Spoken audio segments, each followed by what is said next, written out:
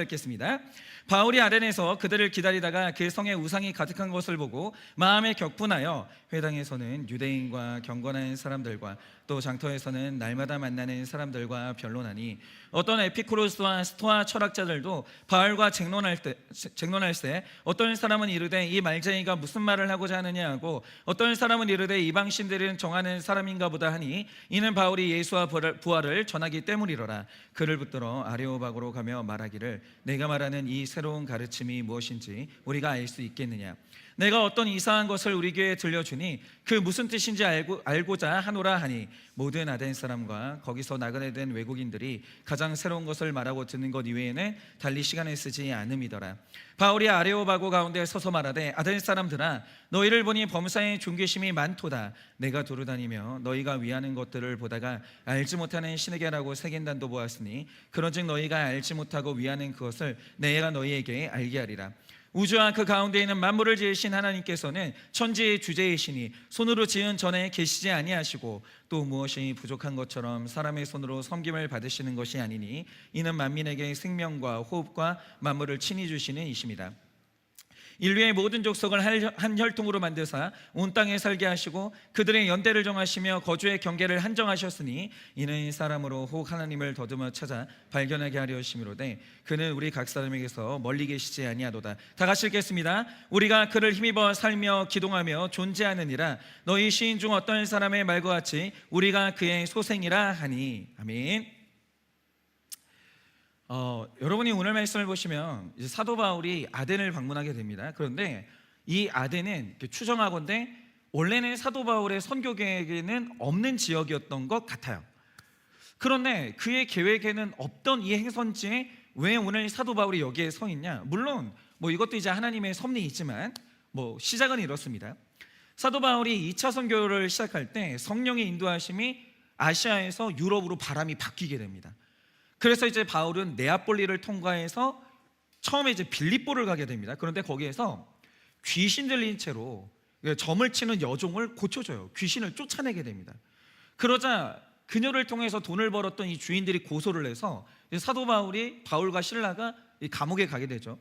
그런데 이제 거기에서 이제 풀려나게 돼서 다음으로 데살로니가로 가게 되는데 거기 있던 유대인들이 사도 바울의 복음을 듣고 뒤집어져요. 그러니까 안 좋은 의미에서 뒤집어져요. 열이 받아요. 그래서 이제 바울을 해치려고 합니다. 그래서 그가 피해서 베레아로 갔어요. 거긴 좋았습니다. 사람들이 되게 신사적이라서 굉장히 이제 말씀을 잘 묵상을 했는데 근데 전에 있던 유대인들이 거기까지 쫓아온 거예요. 그러자 일단 동역자인 실라와 디모데는 베레아에 남겨둔 다음에 바울이 급하게 아덴으로 피해서 오늘 여기에 오게 되는 거죠. 그러니까 이제 오늘 말씀의 아덴은요 원래 바울의 선교 계획에는 없는 도시로 추정이 돼요. 그러나 이제 성령님의 강권적인 섭리가 그를 이끌어서 오늘 아덴에 오게 된 거예요. 그런데 16절이 말하는 것처럼 사도 바울이 거기를 가보니까 그 성을 여기는 이게 특징이 하나 있었는데 생명이 없는 우상의 신전이 완전히 거기를 뒤덮고 있는 거예요. 완전히. 그런데 오늘 말씀에 보면 뭐라고 나와 있냐면 얼마나 우상이 많은지 그 수를 셀 수가 없었다 이렇게 말하고 있어요. 그런데 16절을 보면 이게 좀 특이한데 이 광경을 봤어요. 그러자 사도 바울 안에서 이 광경을 보자 굉장히 이상한 반응이 하나 일어나는데 말씀을 보면 그 성에 우상이 가득한 것을 보고 마음에 격분했다라고 하거든요. 그런데 이 구절을 원어로 보면 이 도시에 무언가를 봤어요. 사도 바울이 보자 바울의 영혼이, 그러니까 원어에 그렇게 써져 있어요. 바울의 영혼을 몸이 떨릴 만큼 그것이 분노하게 만들었다 이렇게 기록하고 있어요.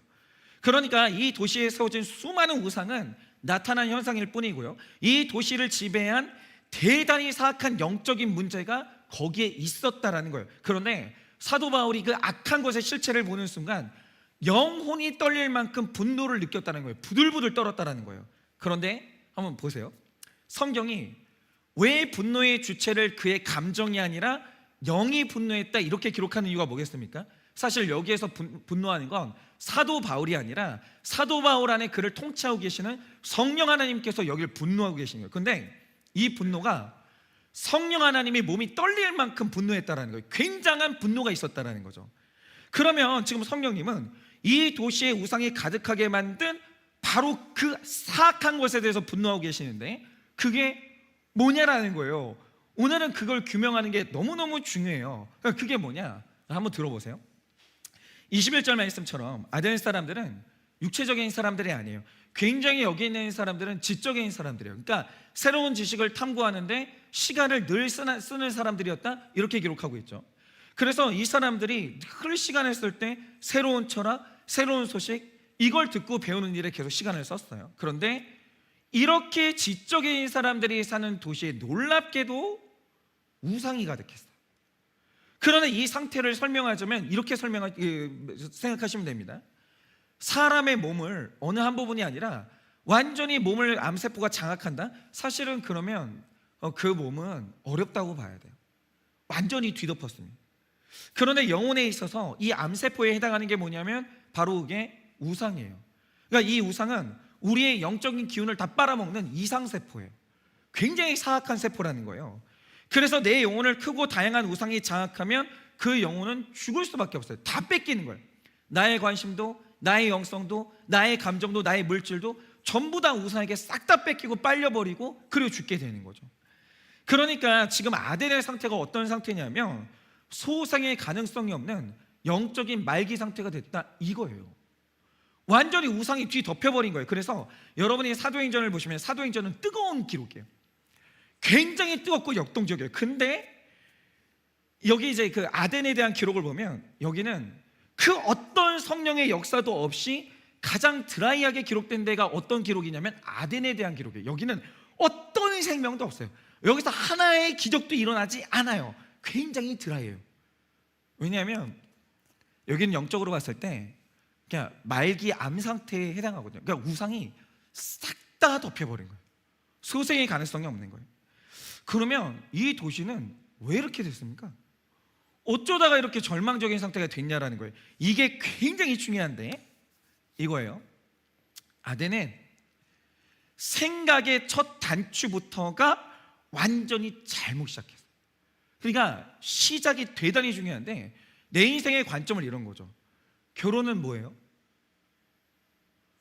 나는 의인이에요, 죄인이에요? 이게 존재부터 모든 것의 시작이 되는 그 시작점이 있는데 여기에서 이 시작점이 잘못돼 버리면 그 뒤부터 완전히 뭐 이렇게 다 비틀어져 버리는 거예요. 그러면 이 그리스 사람들이 잘못 채워진 그 첫 단추의 생각이 뭐냐? 그게 뭐냐면 신이 뭐냐라는 거예요. 그러니까 여기서부터 완전히 어그러져 버려요. 그러면 여러분, 이 그리스 사람들이 말하는 신이 뭐냐 한번 들어보세요. 이게 단계마다 있는데 잘 들어보세요. 이 그리스 사람들은 근원부터 마지막까지 단계적인 신들이 있어요. 그러면 모든 신들을 탄생시킨 가장 최초의 신이 뭐냐? 그게 물, 흙, 공기로 구성된 우주 만물이에요.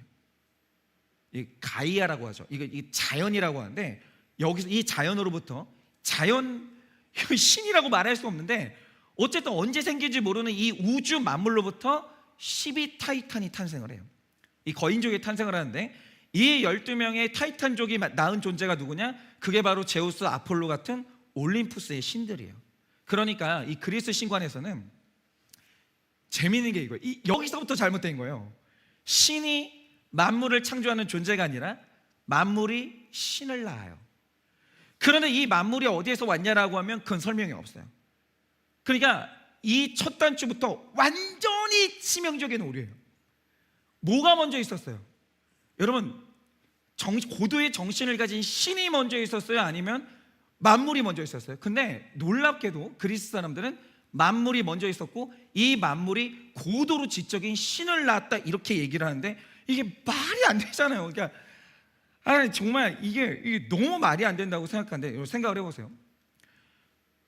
정신에서 물질이 나오는 건 늘 우리가 보는 현상이에요. 예를 들어서 제가 정신을 가진 존재잖아요. 그러면 우리가 이제 물컵을 만들잖아요. 늘 있는 일이잖아요. 정신에서 물질이 나오는 거예요. 그런데 여러분, 이 컵을 놓고 100만 년을 한번 보세요. 생명이 없는 컵이 어떻게 고도의 정신을 가진 사람을 만들어요? 그런 일이 여러분 본 적이 있으시냐고요? 그런 일이 있을 수가 없잖아요. 그런데 그리스 신앙은 시작부터 그냥 틀려버려요. 근데 문제는 뭐냐면 시작이 틀리잖아요. 쭉쭉쭉쭉 단계를 밟아 나가면서부터 왜곡되기 시작해요. 삶이 다 왜곡되기 시작해요. 그래서 이들은 만물로부터 신이 나왔기 때문에 이들은 만물인 태양을 섬기고 산을 섬기고 큰 나무를 섬기는데 이거를 범신론이라고 해요. 범신론은 다신교랑 달라요. 다신교 위에 범신론이 있는 거예요. 그러니까 이게 뭐냐면 범신론의 본질이 뭐냐면 신이 많다 이게 아니라 자연으로부터 신이 나왔다 요거예요. 그러니까 제가 알고 있는 사상 중에 제일 황당한 사상이 범신론이에요. 그러니까 모든 신이 나무에서 나왔다라는 거예요. 그러니까 미야자키 하야오 같은 이런 사람들의 만화를 보고 있으면 뚜렷하게 범신론이 나와요. 그러니까 자연을 대단히 숭배를 해요.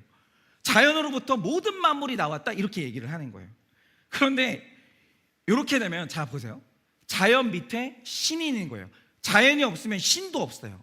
완전히 의존적인 존재예요, 신들은. 그러면 이제 자연스럽게 나오는 신들의 특징이 뭐냐? 신은 그리스 신관에서 신은 전능한 존재가 아니에요. 사람보다 조금 더 혹은 훨씬 더 많이 능력이 있을 뿐이고 그런데 전능하지는 않아요. 뚜렷한 한계가 있어요. 자연 밑에 있거든요. 그래서 이 그리스의 신들을 보면 재미있는 게 뭐냐면 불과 대장장이의 신인 헤파이스토스는 태어날 때부터 다리 저는 장애인으로 태어나요. 신인데 신이 자기 장애를 못 고쳐요. 그리고 전쟁의 신 아레스 같은 경우에는 인간이 던진 창에 맞아가지고 굉장히 큰 상처를 입는데 아버지 제우스에게 가서 치료를 받고서 겨우 살아나요. 이게 그리스 사람들이 가진 신관이에요. 그러니까 그리스 사람들이 생각하는 신들이 인간처럼 이제 무능한 영역이 있는데 예를 들면 이런 거예요. 포세이돈은 바다에서는 짱이에요. 땅에 오면 아무것도 못해요. 아무것도 못해요. 그러니까 못한 게 있다라는 거예요. 핵심은 그거예요. 그리스 신관에서는 내가 믿는 신이 못하는 게 있어요. 그러니까 그리스의 신들은 영역이 있어요. 그 영역 밖으로는 못 나가요. 뚜렷한 한계가 있는 거죠. 태양의 신 헬리오스는 낮에는 힘을 발휘하는데 밤이 오면 아무것도 못해요. 여기에서 고통에 대한 원인이 나와요. 헬라인들은. 고통은 왜 생기냐? 내가 믿는 신의 무능함의 결론이 뭐냐? 그게 고통이에요. 그런데 이 고통을 해결하는 방법이 뭐냐? 다양한 신하고 관계를 맺어서 내가 거기에 갈 때마다 그 신을 소환하면 되는 거예요. 바다의 신, 태양의 신, 전쟁의 신, 사랑의 신 등등 최대한 많은 신과 관계를 맺고 있어야 그만큼 내가 안전해지는 거예요. 왜? 하나의 신은 그 영역 밖으로 못 나가요. 무능해요. 그래서 내가 믿는 신, 내가 관련을 맺고 있는 신이 적으면 적을수록 내가 고통당할 가능성이 커지는 거예요. 왜냐? 고통은 내가 믿는 신의 무능의 결론이기 때문이에요. 그런데 오늘날 이 그리스 사람과 같은 생각을 가진 사람들이 얼마나 많은지 몰라요. 내 고통은 돈의 부재에서 생긴 것이 고통이다. 그러니 최대한 많은 돈을 벌면 된다. 내 고통은 백이 될 만한 인맥의 부재가 고통의 원인이다. 그러니까 많은 인맥을 만들어 놓으면 된다. 내 고통은 학벌의 부재에서 왔다. 그러므로 높고 많은 학벌을 가지면 된다고 생각해서 미친 듯이 뭔가를 계속 찾아요. 못 멈추는 사람들이 있어요. 왜냐? 그 사람들이 생각하는 이 고통의 원인은 뭔가의 부재인 거예요. 뭐가 없으니까 고통이 온 거예요. 그럼 이 사람들 쉬지를 못해요. 계속 뭔가를 채워야 되는 거예요. 불안해가지고. 그래서 내 고통의 문제를 해결하기 위해서는 그때마다 21절 말씀처럼 새로운 우상을 찾아 나서는 게 그리스 신앙이라는 거예요. 그래서 이 사람들이 제일 반가운 게 뭐냐? 새로운 신에 대한 소식을 듣는 거예요. 그런 신이 있었어? 아싸! 나 몰랐는데 그런 신이 있었단 말이야? 그러면서 그냥 많은 신들 중에 하나를 추가해요. 절대 하나의 신만 믿는 건 자살행위예요. 그래서 이 사람들이 너무 불안하니까 어디까지 가냐면 알지 못하는 신까지 섬겨요. 뭐 있을 것 같은 거예요.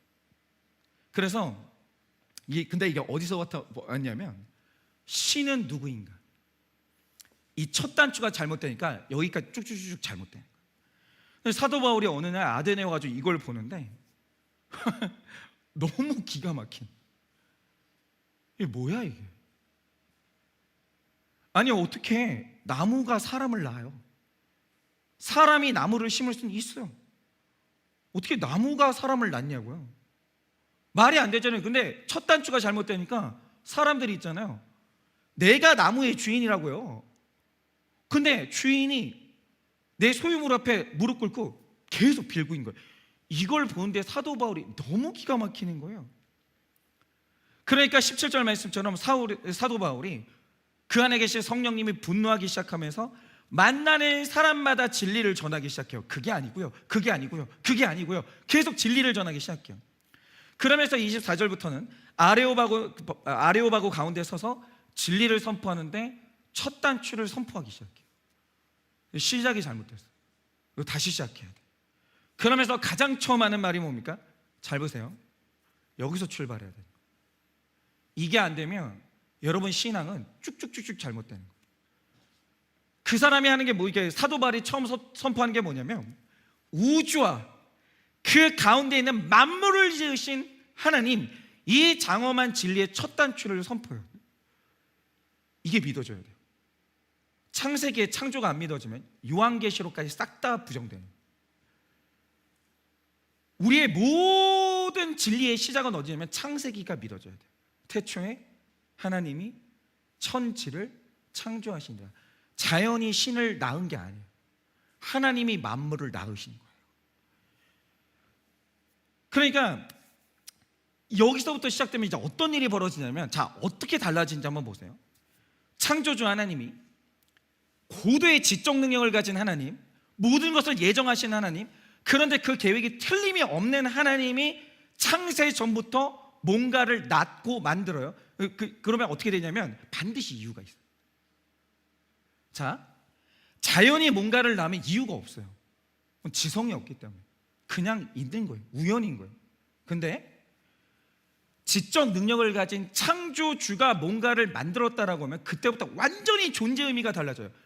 그게 거기 있는 이유는 뭐냐면 이유가 있는 거예요. 반드시 중요한 이유가 있는 거예요. 명확한 목적이 있어도 그거 있는 거예요. 거기에. 예를 들어서 누가복음 19장을 보면 그 19장의 시점으로부터 20년 전에 알지 못하는 어떤 사람이 한 그루의 뽕나무를 심어요. 근데 어떤 일이 벌어지냐면 20년 후에 이 뽕나무는 성인 한 명이 올라갈 만한 크고 튼튼한 나무로 자라게 되는데 딱 20년 후에 그 밑을 예수님이 지나가요. 그리고 삭개오라는 사람이 그 예수님을 만나기 위해 바로 그 20년 전에 심어진 뽕나무 위에 올라가서 예수님을 만나고 구원을 받아요. 그런데 20년 전에 이 뽕나무 묘목을 심었던 사람은 뽕나무가 이렇게 쓰임받을 줄 알았냐? 몰랐죠. 전혀 몰랐죠. 그러니까 창조주 하나님이 만드신 세상 안에서는 뽕나무 하나가 거기 심어져 있는 게 이유가 있는 거예요. 반드시 이유가 있어요. 그거는 목적이 있어요. 이 세계관이 다 달라져요. 그런데 잘 보세요. 여기서 고통에 대한 관점이 확 갈려버린 거예요. 하물며 인간에게 오는 고통이 신이 무능해서 일어난 일이냐? 잘 보세요. 존재하는 모든 것들은 이유가 있어요. 반드시 이유가 있고 하나님이 허락하지 않으면 거기 못 있어요. 근데 고통이 존재를 해요. 왜일까요? 우연이에요? 신이 무능해서 그렇게 된 거예요? 천만의 말씀이에요. 26절 말씀처럼 하나님은 인류의 모든 족속을 한 혈통으로 만드사 온 땅에 살게 하시고 그들 각자에게 살고 죽는 연대와 어디로 와서 어디로 가는지 경계를 정확히 정하세요. 여기 못 벗어나요. 인간 절대로 못 벗어나요. 우리 모두는 다 지적인 능력을 가진 하나님으로부터 태어났기 때문에 그는 다 모든 게 이유가 있어요. 오늘 제가 이 나이까지 살면서 여기 서 있는 것은 반드시 이유가 있는 거예요. 하나님이 그렇게 하셨기 때문에 제가 오늘 여기 존재할 수 있는 거예요. 그런데 인간에게 고통이 왔어요. 이게 우연이냐? 그건 불가능해요. 하나님이 허락하지 않는데 이 고통은 존재 불가능해요. 하나님이 이유가 있어서 고통을 허락하시는 거예요. 그래서 27절 말씀에서 사도 바울이 정확히 말하는 것처럼 하나님이 고통을 주시는 이유가 뭐냐? 이걸 사도 바울이 정확히 말해요. 이 고통을 따라가다 보면 하나님을 더듬게 되고 네가 하나님을 더듬어 찾을 수 있도록 주신 게 뭐냐? 창세전부터 계획된 너의 그 고통이다. 너의 그 고통. 이 고통을 통하여 너는 하나님을 더듬어 찾게 된다. 이 고통은 치밀하게 설계된 너만을 위한 바로 딱 그 고통이에요. 반대로 우리를 구원하시는 하나님이 전능에서 일어난 일이에요. 그러니까 고통은 능력의 부재에서 발생하는 게 아니에요. 정반대로 신이 전능하기 때문에 일어날 수밖에 없는 일이 뭐냐? 그게 바로 나에게 딱 그 고통이 찾아오는 거예요.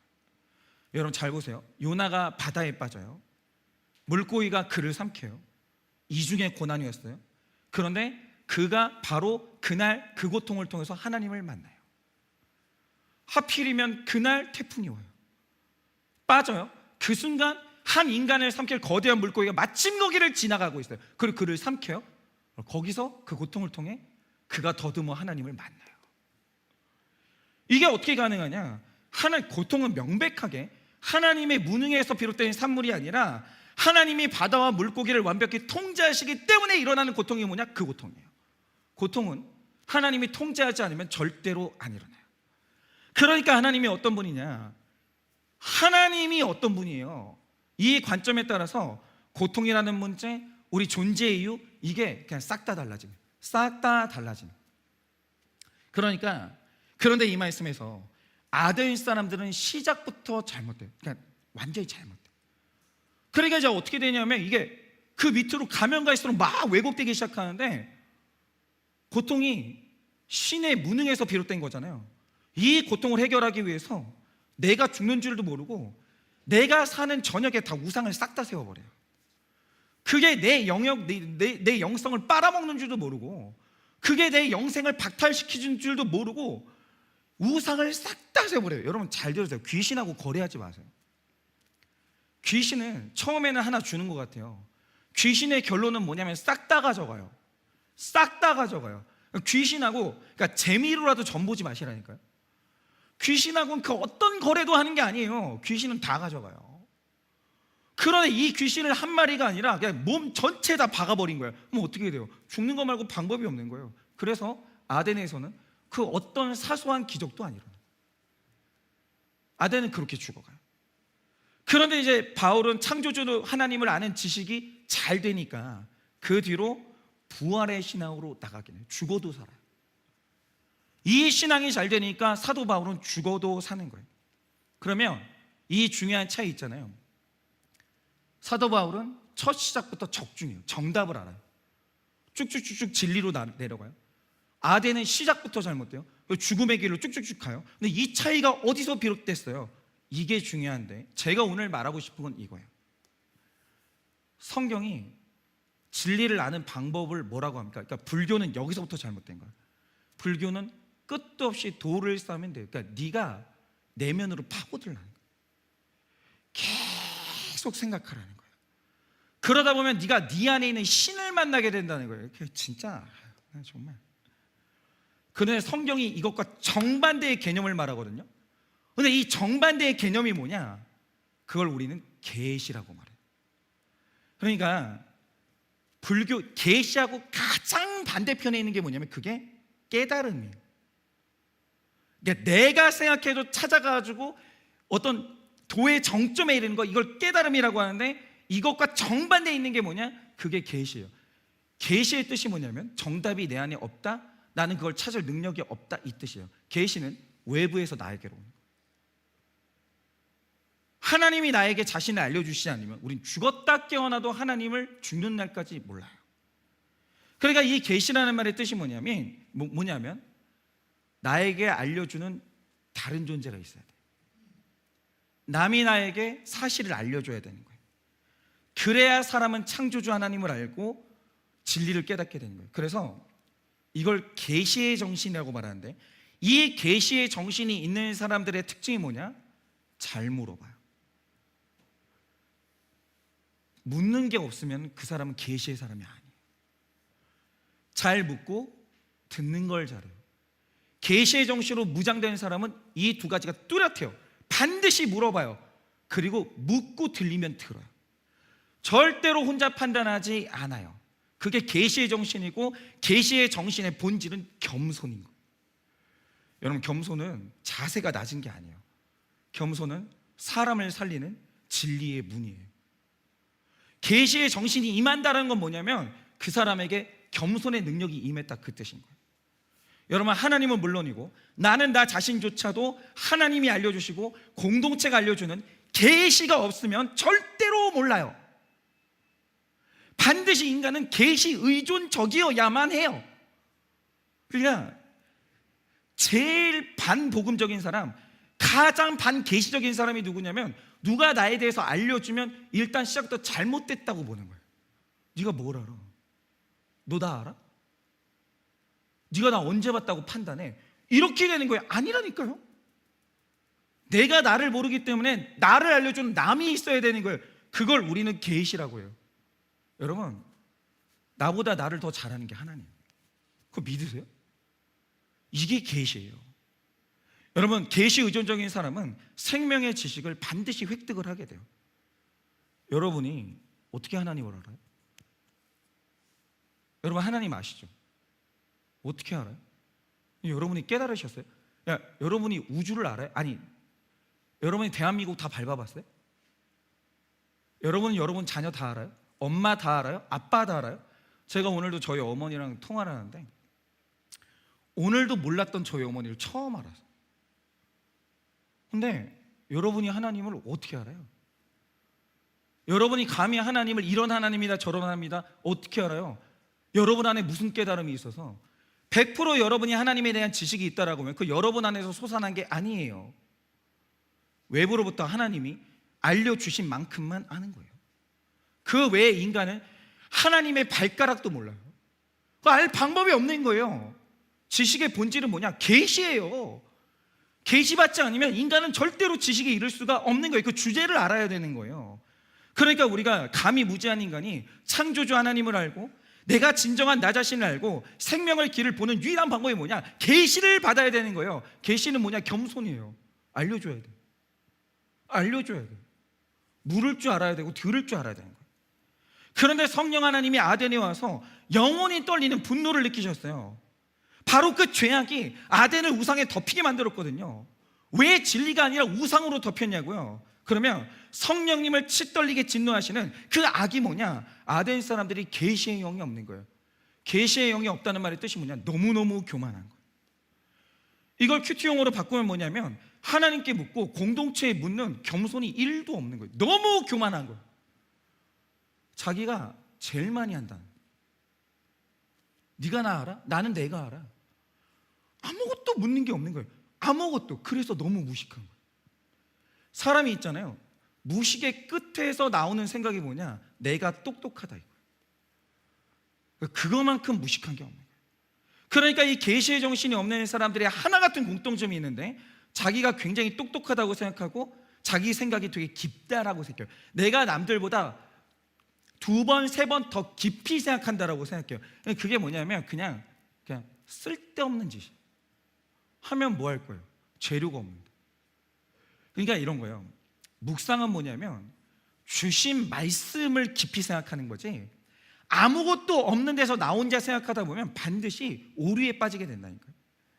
그러니까 이런 사람들은 뭐냐면 묻고 듣는 걸 연약함의 상징이라고 생각하고 누가 나에게 뭘 말해주면 그걸 수치라고 생각을 해요. 그러니까 간섭이라고 말해요. 자꾸 왜 잔소리를 하냐 이거예요. 그러니까 나도 다 알아. 네가 말하는 건 뻔한 거야. 나도 안다고 너무너무 교만한 거예요. 너무너무 계시의 정신, 그 겸손이 1도 없는 거예요. 근데 아덴 사람들이 딱 그랬는데요. 자기가 되게 똑똑한 줄 알아요. 그리고 묻고 듣는 겸손함이 없는 아덴 사람들의 결론이 뭐냐? 하나님을 논하면서 첫 단추부터 틀려요. 첫 단추부터. 그래서 결국 그 영혼이 우상이라는 암세포로 완전히 덮여버리게 돼요. 그리고 하나님이 그 도시를 버려요. 제가 지난주에 얼마나 흥미로운 경험을 했냐면 처음 만나는 이 지체 하나를 이제 자매를 만나는데 이 지체가 제가 볼 때는 제 기준에서는 100점이었어요. 귀한 사람을 또 하나 만났어요. 왜 그러냐? 이 지체는 모르는 척 하지 않아요. 그러니까 이게 아덴 사람들의 특징이 뭐냐면 사실은 자기가 다 안다고 생각하는데 그렇게 모르는 척을 해요. 결국 자기 맘대로 할 거면서 묻는 척을 그렇게 해요. 그런데 이 지체는 모르는 척하는 게 아니라 진짜 몰라요. 그걸 인정을 하고 왔어요. 그래서 정말 자기 고통에 대해서 답을 듣고 싶어가지고 왔더라고요. 그래서 제가 한번 언제나 시작이 뭔지 아세요? 제가 이제 어떤 분하고 상담을 시작하면 제일 먼저 시작이 그거예요. 본인 얘기를 좀 해보세요 라고 해요. 저는 언제나 시작이 그거예요. 그래서 그래요. 본인 얘기를 좀 한번 해보세요. 그래서 본인 얘기를 쭉 하는 거예요. 듣는데 이 지체가 똑똑해요. 일도 엄청 잘해요. 외모도 수려해요. 그러거든요. 근데 본인에 대해서 쭉 얘기를 하는데 그날 처음 만난 나보다 자기를 몰라요. 너무 신기한 거예요. 이 지체가 아예 자기를 몰라요. 그러니까 말하자면 이런 거예요. 똑같은 케이스는 아닌데 말하자면 이거예요. 자 보세요. 요한복음에 남편이 6명이 있는 여인이 하나 있었어요. 그런데 이 여자가 목이 말라요. 그럼 제가 하나 여쭤볼게요. 자, 여러분도 한번 생각을 해보세요. 요한복음에 남편이 6 있는 남자가 있었는데 이 여인은 목말라요. 그러면 이 목마름의 원인은 결핍이에요, 욕심이에요? 여러분, 내가 나를 모르잖아요. 이 답도 안 나오는 거예요. 근데 이 답이 안 나오잖아요. 처방이 어그러지고 그러면 인생이 꼬이기 시작하는 거예요. 나는 어떤 사람이에요? 내가 오늘 고통을 느끼고 있는데 내 고통의 원인은 결핍이에요, 욕심이에요? 여러분 한번 생각을 해보세요. 만약에 평생 남자 한 명을 못 만나봐서 외롭다, 그러면 그 결핍이 고통의 원인인 게 맞죠? 정확해야 되는 걸, 너 그래요, 어떻게 사랑을 받아봐. 그러니까 이게 뭐냐면 엄마 아빠가 없는 고아들이 있어요. 근데 이 사람이 목말라요. 원인이 뭐예요? 결핍인 거예요. 그건 너무 맞는 거죠. 그런데 남편을 6을 만났어요. 외로워요. 그럼 고통의 원인은 결핍이 아니에요, 욕심이에요. 욕심이 너무 많으니까 목마른 거지 마셔본 적이 없어서 목마른 게 아니라고요. 정확히 해야 되는 거예요. 그러니까 제가 만났던 지체는 욕심이 어마어마하게 많아서 고통이 유발되는 중이었는데 본인은 결핍이 자기 고통의 원인인 줄 지금까지 알고 있었던 거예요. 자기가 자기를 전혀 몰라요. 제가 요즘 주제가 이거예요. 제가 한일교회에서 7년을 목회를 했잖아요. 7년을 목회하면서 요즘에 깨달아진 게 뭐냐면 아무도 자기를 아는 사람이에요. 그러니까 어떤 사람이 제 앞에 와서 막 자기 욕을 해요. 그럼 제가 멍하니 들어요. 왜냐하면 이 사람은 지금 자기가 남의 욕한다라고 생각을 하는데 모든 사람이 자기를 내가 욕하는 사람하고 똑같이 보고 있다는 걸 알까? 이게 입을 열면 열수록 자기한테 손해고 입을 열면 열수록 사람들이 이게 주변에서 하는 생각이 뭐냐면 그게 넌데? 계속 이 사람이 남을 욕하면서 자기가 수치를 당하는 중인데 아무도 계시가 없잖아요. 그걸 말해주는 계시가 없잖아요. 몰라요. 수치가 계속 쌓여요. 그러다 보니까 어느 날 제가 두려워지는 게 뭐냐면 이게 나구나. 내가 나를 모르는구나. 이걸 어느 날 정확히 알게 됐어요. 내가 나를 몰라요. 계시가 없는 한 하나님이 나에 대해서 말씀해 주시지 않고 공동체가 나에 대해서 말해주지 않으면 나는 일평생 나를 모르다가 내가 설교할 때마다 성도님들이 밑에서 비웃는 거예요. 목사님이나 잘하세요. 제가 어떤 사람의 문제점을 막 얘기를 하고 있어요. 그럼 성도님들이 그러는 거예요, 속으로. 목사님, 그거 목사님이에요. 남 얘기하실 때가 아니에요. 제가 이렇게 된다는 걸 7년 만에 너무 뼈저리게 알았어요. 그래서 제가 요즘에 저희 아내랑 대화의 주제가 딱 하나밖에 없어요. 서로 간에 묻는 게 뭐냐면 서로에게 나를 물어봐요. 여보, 나는 요즘 어때? 여보, 나 요즘 좀 어때? 나 주제 파악 안 돼? 나 좀 착각을 많이 해? 나 혹시 나 자신이 좀 잘났다라고 혹시 우쭐해가지고 그러고 다니지는 않아? 그러니까 제가 안 물어보면 견딜 수가 없어요. 왜냐하면 내가 나를 몰라요. 계시가 임하지 않으면 내가 나를 몰라요. 그래서 제가 그날 2번 만날 일은 없을 것 같아가지고 앉혀놓고 뚝갑했어. 계속 이 지체가 얼마나 욕심이 많은지 하나하나 설명을 해준 거예요. 잘 봐, 자매는 결핍이 없어요. 다 설명을 해준 다음에 자매의 고통의 원인은 결핍이 아니라 욕심인데 자매의 욕심은 어마어마하게 많아요. 그러니까 치유받을 생각하지 마시고 회개하세요. 그러기 끝나죠. 그런데 이 지체가 계시의 정신이 있는 거예요. 물어봤잖아요. 너무너무 잘 듣는 거예요. 그런데 이제 중요한 건 이게 자기에 대해 모르는 게 그거 하나일까? 아니죠. 사람이 세상에서 가장 모르는 게 두 가지인데 여러분은 절대로 계시가 임하지 않으면 하나님을 몰라요. 그러니까 이렇게 생각하시면 돼요. 큐티 안 하는 사람은 그냥 하나님을 모르는데 안다고 생각하는 거예요. 전혀 몰라요. 그리고 여러분이 절대 모르는 게 있어요. 여러분은 주변에서 여러분에 대해서 말해주는 계시를 주는 지체가 없고 말씀 큐티가 없으면 여러분 절대로 여러분 몰라요. 그리고 우리의 모든 고통은 하나님을 모르고 나를 모르는 데서 발생해요. 여러분 왜 고통이 해결 안 되는지 아세요? 여러분이 여러분을 몰라요. 근데 중요한 사실은 뭐냐? 여러분에 대해서 누군가 말해주면 여러분이 너무 화를 내니까 아무도 말을 못하고 있는 거예요. 여러분은 들을 준비가 되셨어요? 여러분 계시의 정신이 있으세요? 사실은 제가 그날도 얘기를 딱 듣다가 그 지체가 들어야 되는 말이 있었거든요. 근데 그게 너무 충격적인 말이라 제가 말해줬어요. 자매가 실력이 됐다 싶거든 그날 다시 한번 나를 찾아와. 그럼 본인이 들어야 되는 얘기가 있다. 거기까지만 얘기해 줬는데 왜 말을 못 해줬냐면 이거 들으면 너무 충격받는데 그 지체는 그 실력이 없는 거예요. 여러분은 실력이 있으세요? 저는 실력이 있나? 만약에 오늘 성도님들이 오셔가지고 저에 대해서 너무 기가 막히고 수치스러운 그 계시를 말씀해 주시면 나는 그걸 받을 수 있는 실력이 있나? 잘 모르겠어요. 여러분은 계시의 정신이 있으세요? 그거 없잖아요. 다 틀린 거. 그러니까 하나님과 나를 아는 유일한 방법이 뭐냐? 내가 생각을 많이 하는 게 아니고요. 계시의 영이 임해야 돼요. 계시의 정신이 열리셔야 돼요.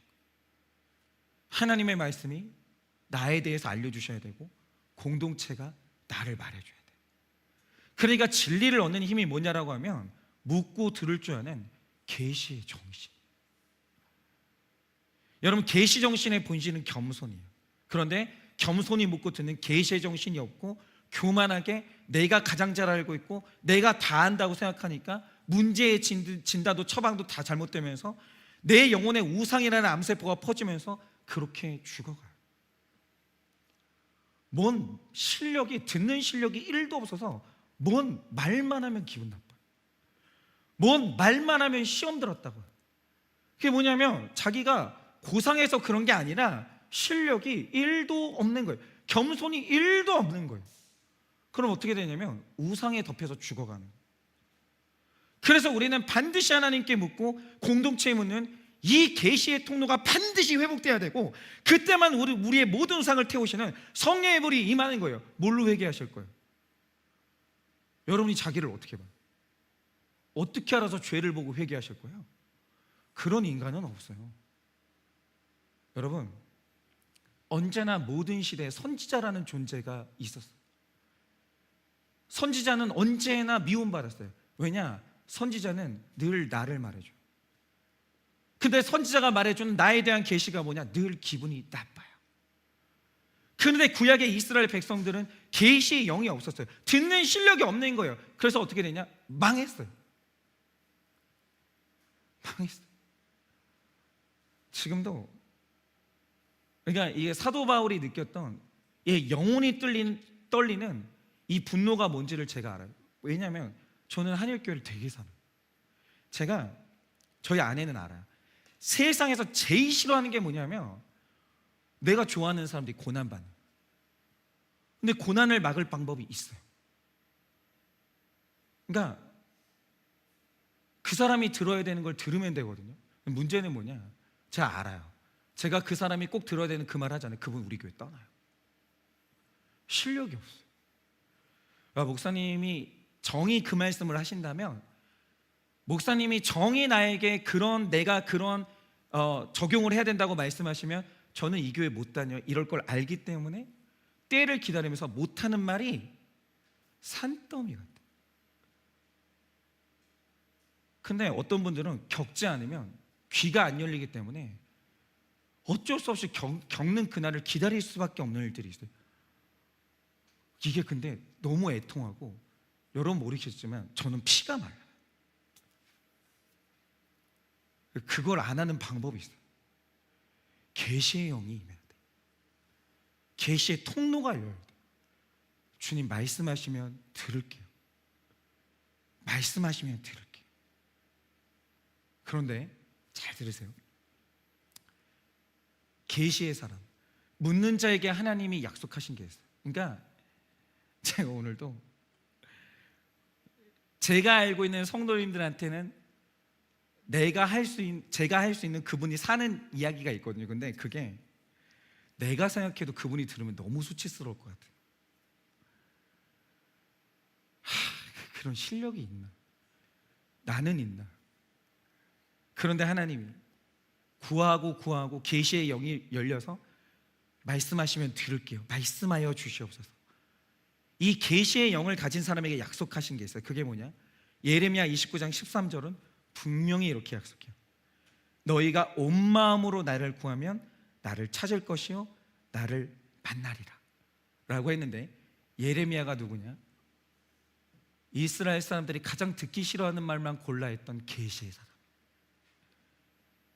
예레미야 시대의 사람들이 예레미야의 말을 들었으면 그들은 절대 안 망했어요. 근데 이스라엘에는 계시의 영이 없었어요. 예레미야가 말할 때마다 기분이 나쁜 거예요. 예레미야를 때리는 거예요. 예레미야를 구덩이에 넣는 거예요. 그리고 망했어요. 그걸 끝내야 돼요. 오늘 우리 인생에서 그걸 끝내야 돼요. 오늘 우리가 구해야 될 게 있어요. 그게 뭐냐면 계시의 영을 구하셔야 돼요. 주님, 내가 100% 죄인인데, 주님, 내가 나를 모르고 하나님을 몰라서 내가 오늘 내 삶 가운데 고통이 왔는데, 주님, 제가 듣는 게 안 돼요. 성령 하나님 나에게 임하여 주사 말씀하시면 듣게 해주세요. 계시를 사모하게 해주세요. 그래서 사는 길이 열리게 해주세요. 이 간절한 소망이 여러분 가운데 있으면 반드시 여러분은 하나님을 만나고 여러분은 하나님 안에서 새 생명을 얻게 되는 거예요. 잘 들으세요. 물으세요. 교만하지 마세요. 교만하지 마시고 말씀 보세요. 교만해가지고 말씀에서 남 보지 마시고 겸손하여서 말씀 보면서 나만 보세요. 겸손하게 지체들한테 나를 물어보세요. 제 문제는 뭐예요? 이 모든 문제의 원인은 뭐예요? 저는 어떤 사람이에요? 어떤 말씀을 하셔도 들을게요. 여러분, 계시의 영으로 무장하세요. 그때 하나님은 우리 자신과 우리를 알게 하사 모든 죄와 악을 제거하시고 살 길을 여실 줄을 믿습니다. 이 시간에 우리 찬양팀 나와주세요. 이 시간에 우리가 같이 찬양하려고 하는데요,